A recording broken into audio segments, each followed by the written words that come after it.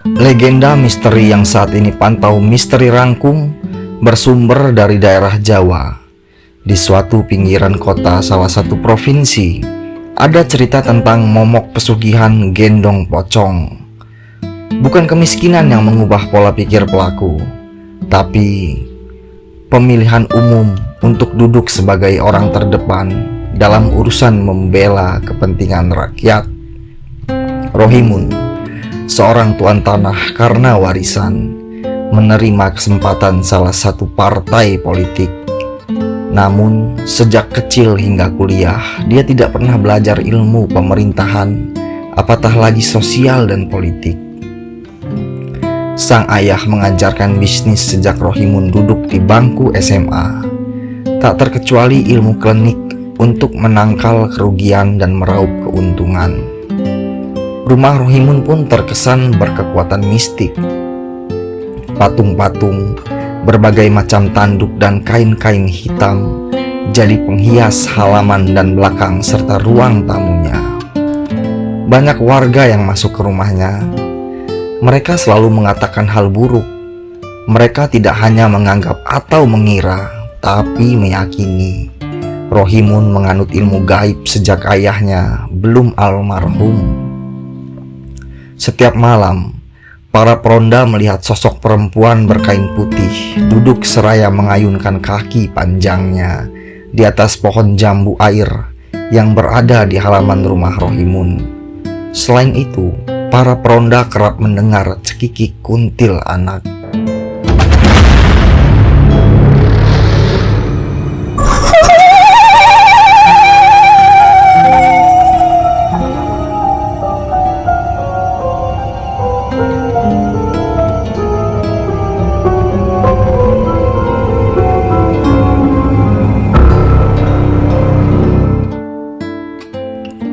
Selain kuntilanak, para warga sering melihat Gundurwo, sang penjaga luasnya tanah Rohimun yang dipagari dinding dan kawat duri.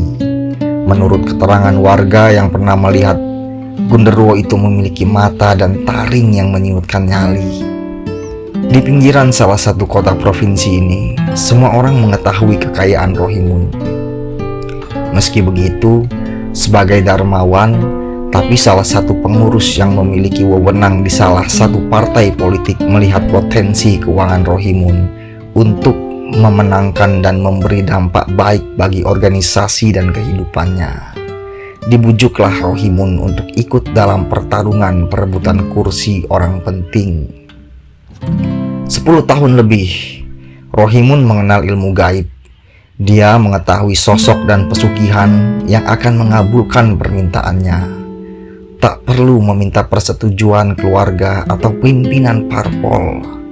Istrinya telah memahami dari mana kekayaan yang memanjakan kehidupan mereka. Pemimpin partai pun tidak peduli bagaimana kemenangannya.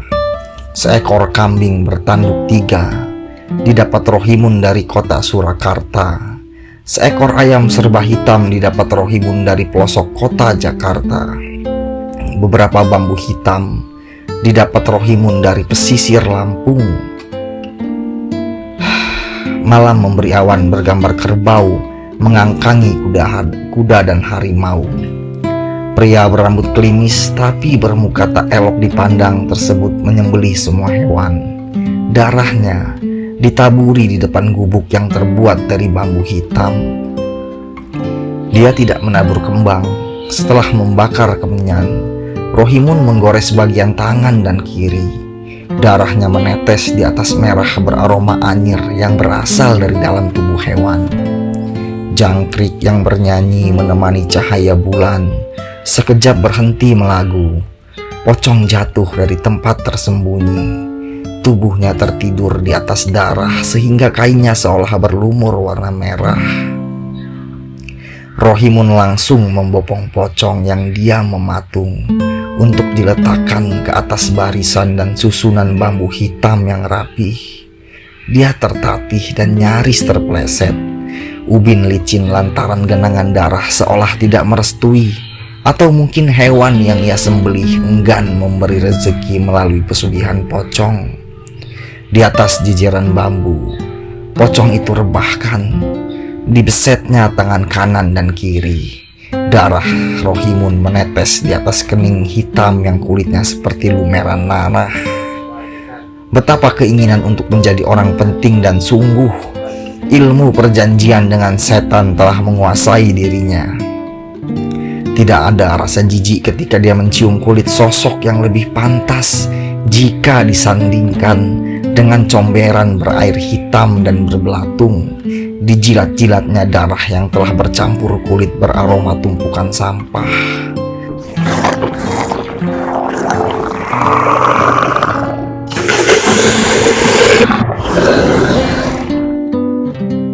Seraya merentangkan tangan, dia berjanji untuk memberi tumbal bayi dan para gadis remaja kepada sosok itu pada setiap hari Minggu dalam waktu 1 bulan.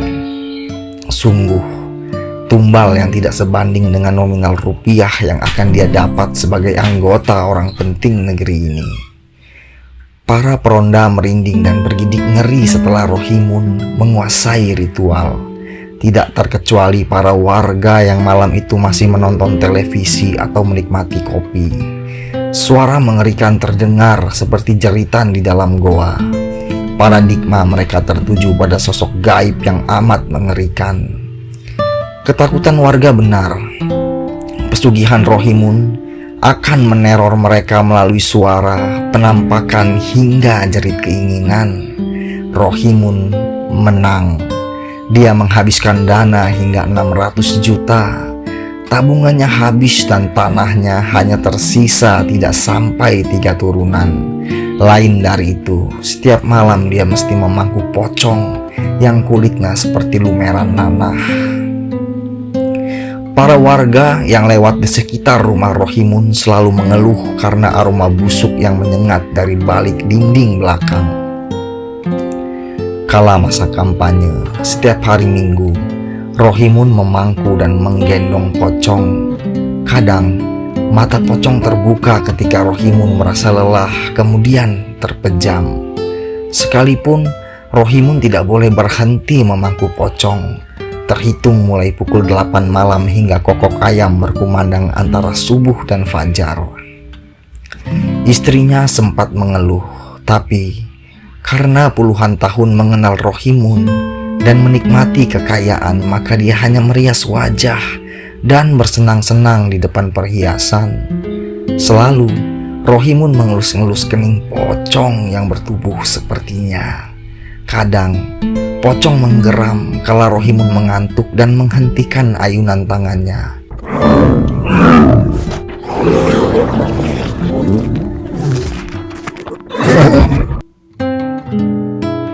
Pocong itu melotot seraya menggeram. Tubuh Rohimun bergetar. Pernah sewaktu-waktu Rohimun yang lelah usai mengunjungi warga, dia terlelap di atas ranjangnya seraya memeluk sang istri. Minggu itu, anak Rohimun diteror hingga menangis kejer. Para peronda pun tak terkecuali. Kebetulan, letak gardu hanya berjarak 20 meter dari rumah tuan tanah. Para peronda mendengar geram dan melihat sosok pocong melayang dari halaman belakang rumah Rohimun menuju pintu rumahnya. Ketika para peronda tercengang dan tak sanggup berbuat apapun, suara cekikikan kuntilanak nyaring terdengar. Mereka membunyikan kentungan hingga kepala lingkungan dan para warga berdatangan. Semua panik dan mengatakan peristiwa yang mereka pandang. Semua berjalan ke rumah Rohimun. Sebelum mengetuk pintu, salah satu warga kesurupan dan berkata ingin digendong dan ditimang-timang. Suara gaduh para warga didengar Rohimun yang berupaya mengusir takut anak bungsunya. Dia sangat menyesal karena berpikiran warga melihat keanehan di tempatnya tinggal. Tergesa, dia meninggalkan anaknya yang masih terseduh dan istrinya yang kebingungan serta anak sulungnya yang panik.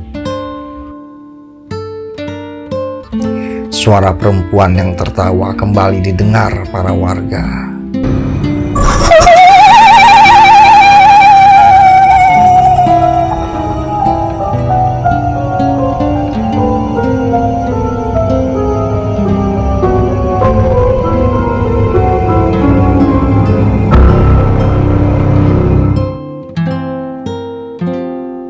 Salah satu warga kembali menjerit karena melihat sosok pocong melayang memasuki halaman belakang rumah Rohimun.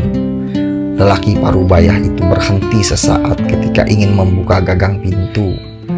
Dia mendengar pintu belakang rumahnya ada yang menggedor.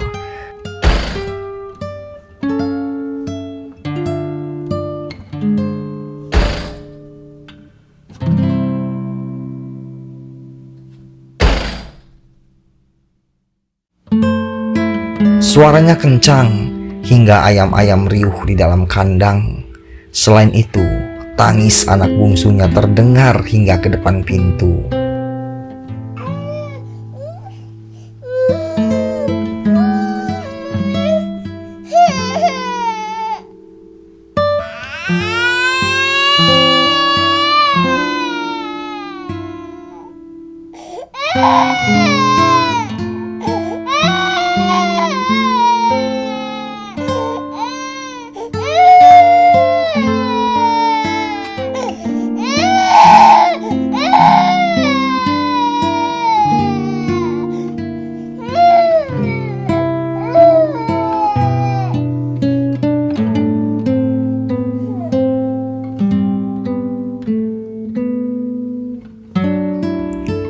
Dia berhasil mengibuli warga. Dia beralasan ada yang mengirim gangguan gaib sehingga anak bungsunya pun menangis. Tapi ketika kepala lingkungan ingin mendatangkan orang pintar, dia beralasan sanggup mengatasi masalah tersebut karena memiliki saudara yang mengerti klinik. Para warga berhamburan kembali ke rumah masing-masing. Para peronda masih bergidik ngeri karena malam itu terasa sangat sepi. Daun-daun mematung dan suara binatang malam riuh di dalam kandang masing-masing rumah warga. Rohimun segera berlari ke halaman belakang tanpa peduli tangis dan panik istrinya. Dia bersimpuh dan memohon kepada pocong yang berdiri di depan pintu gubuk. Terpaksa, dia kembali menyayat kedua tangan, lalu meneteskan darah di kening dan mulut hantu pesugihannya. Sambil menggendong lalu duduk memangku pocong, dia menggoyangkan tangan seraya berbisik nyanyian Nina Bobo di telinga pocong. Seperti bayi yang nyaman ketika ditimang-timang, tubuh pocong tidak lagi bergetar. Kuntil anak pun berhenti tertawa. Malam-malam berikut, Rohimun enggan terlupa. Dia menolak kampanye melebihi pukul 4 sore, apalagi ketika hari Minggu. Setiap pulang pasti dia tidak mandi, melainkan tidur karena malam mesti lembur. Hari yang dinanti Rohimun pun berbuah. Dia menang, tapi tidak sempat menikmati harta, kekayaan, dan kewibawaan. Pada bulan Purtama dan kedua memberi tumbal, dia berhasil membeli bayi dan gadis remaja. Tapi karena belum resmi duduk di singgah sananya, maka Rohimun kehabisan modal untuk membeli bayi. Ingin menjual tanah, tapi sertifikat rumah telah tergadai. Anak sulungnya jadi korban tumbal pesugihan. Ketika sang istri sedang arisan, dia mengendap masuk ke dalam kamar anak gadisnya. Sapu tangan yang telah dilumuri obat bius digunakan menghabisi nyawa buah cintanya. Diseretnya gadis yang pingsan menuju gubuk. Keringat di wajahnya tetap tidak mengubah betapa buruk parasnya. Tergesa, Rohimun membuka seluruh pakaian gadisnya. Tak sekalipun dia menangis karena pikirannya sangat khawatir jika istrinya pulang. Sangat cepat dia membelah dada, menebas leher anaknya hingga nyaris putus. Rohimun menampung tiap darah yang mengucur hingga yang menetes. Selain mesti digendong dan dipangku, pocong sangat rakus meminum darah bayi atau gadis remaja. Menurut orang pintar yang pantau misteri temukan, pocong pesugihan sangat menikmati darah bayi atau gadis remaja karena kesegaran dan manisnya. Tapi dia menjelaskan kalau itu hanya tipu daya iblis dalam menjerumuskan manusia, sehingga rela membunuh hanya demi kekayaan pribadi. Sekalipun tidak terlihat penyesalan Rohimun, istrinya yang menangis sehari semalaman pun dibiarkan sendiri di atas ranjang. Bayangnya hanya tentang bagaimana mendapat bayi dan gadis. Dalam bayangnya muncul wajah-wajah ibu kampung yang sedang menjemur bayi. Istri Rohimun bunuh diri, menyayat urat nadi dan meminum racun serangga. Untuk mendapat bayi, Rohimun mengambil emas istrinya yang masih sangat sedih. Tak ada belas kasih meski para warga banyak yang bersimpati dan berempati.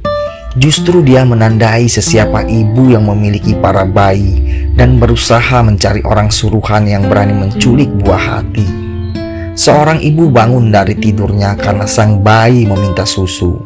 Rohimun masih di gubuknya, memangku pocong yang sering memperlihatkan mata merahnya yang seolah butuh darah. 1 hari lagi, waktu yang ditentukan, Rohimun menunggu kabar dari orang suruhannya. Sampai malam yang paling menentukan bagi nyawanya, Rohimun kehilangan kabar dari orang suruhannya.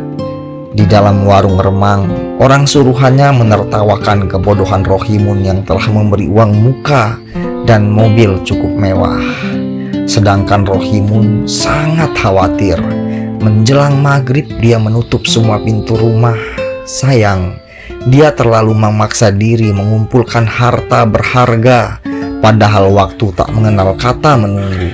Sampai anaknya sendiri pun dilupakan.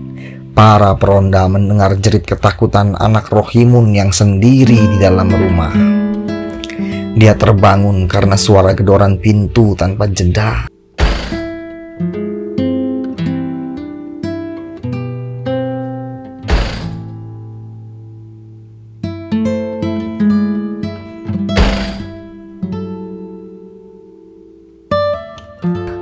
Sosok pocong melayang dan mengintip tiap kaca dalam rumah hingga ke kamar anak bungsu Rohimun.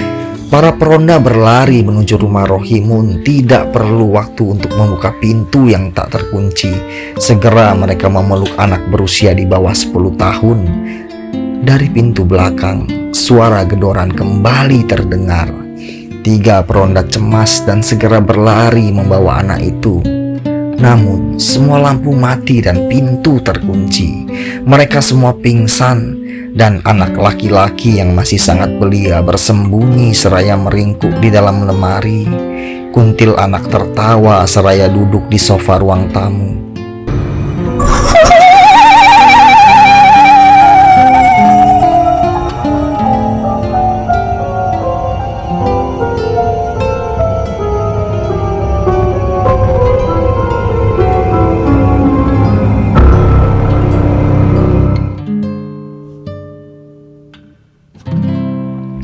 Pocong melayang mengitari rumah seolah mencari sesuatu, sedangkan Gundurwo seolah menggetarkan seisi rumah. Mereka semua meminta makanan dari perjanjian Rohimun dan leluhurnya. Bayang 3 sosok gaib seolah duduk di kursi depan dan belakang mobil yang sedang dikendarai Rohimun. Dia ingin segera berlari meninggalkan kota kelahiran. Di suatu kabupaten, dia masih memiliki 1 villa.